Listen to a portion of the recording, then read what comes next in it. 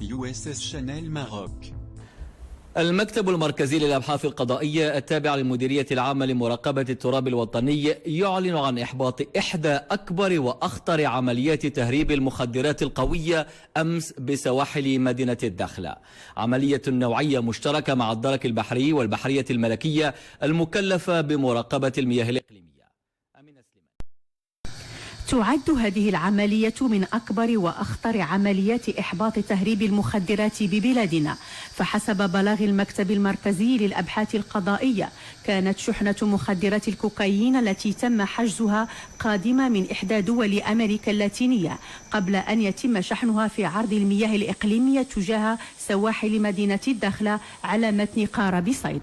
سيناريو العملية كالتالي: فبناء على المعلومات الاستخباراتية الواردة من طرف المكتب المركزي للأبحاث القضائية تم إيفاد وحدات من البحرية الملكية وطائرات استطلاع تابعة للدرك الملكي، حيث تم على بعد 200 كيلومتر من سواحل مدينة الداخلة التربص بقارب الصيد الذي يحمل شحنة المخدرات، مما دفع بطاقم القارب إلى إلقاء المخدرات عرض مياه البحر كمحاولة منهم لتمويه فرق التدخل.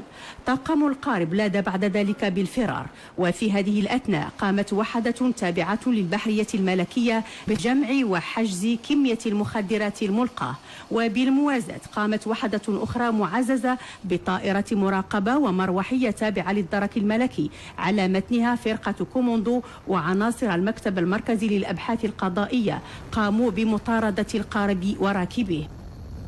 ولم يمتثل القارب للتحذيرات إلا بعد إطلاق عدة أعير نارية، مما أسفر عن استسلام الأشخاص الذين يتواجدون على متنه وقطر القارب إلى ميناء الداخلة بعد ذلك. هذه العملية الكبيرة توجت بإلقاء القبض على المشتبه بهم، وحسب مصدر المكتب المركزي للأبحاث القضائية تم إيقاف العقل المدبر لهذه العملية والمالك الأصلي للباخرة، حيث اتضح أنهما من ذوي السوابق القضائية في ميدان تهريب المخدرات، ويستغلان شركات تجارية تعمل في مجال تصدير الأسماك كغطاء وواجهة لممارسة مثل هذه العملية الإجرامية. وقد تم وضع المعنيين بالأمر رهن الحراسة النظرية، وذلك من أجل تعميق البحث معهما والكشف عن كل خيوط الشبكة المشتبه فيها. وإحباط هذه العملية يندرج في إطار الجهود الحثيثة التي يقوم بها المكتب المركزي للأبحاث القضائية بتنسيق مع وحدات البحرية الملكية والدرك الملكي، جهود لا يوازيها إلا حجم وطبيعة التحديات الأمنية التي يتصدى لها المغرب في إطار مكافحته لتهريب الدولي للمخدرات. USS شانيل ماروك.